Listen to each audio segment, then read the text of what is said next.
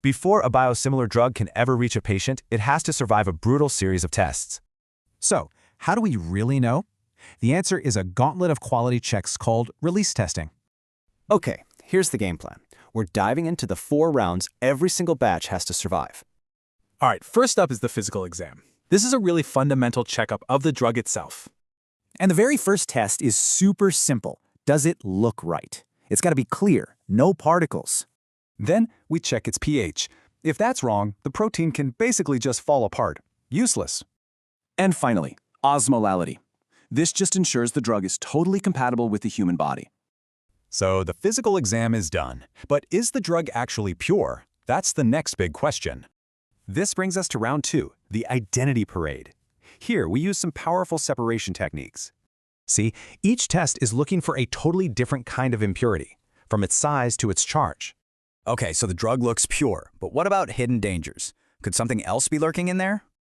And that's what round 3, the safety screen, is all about. We're hunting for patient safety risks. This involves 3 key checks for things you can't see: microbes, toxins, and nasty particles. First up, sterility testing. This just makes sure there are absolutely no living microbes in the drug. Next, we test for endotoxins. These are bacterial toxins, and yeah, even a tiny amount is bad news. And finally, we look for any particulate matter. You don't want that triggering an immune response. Okay, after all that, we get to the single most important question. Does this drug actually work? This is it, round 4, the final performance review. Here, we measure the drug's actual effect. And a huge part of that is measuring its potency. Think of potency as the drug's biological strength. Now here's the critical part.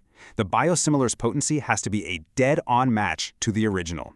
And we confirm this using something called cell-based assays, which measure its effect on living cells.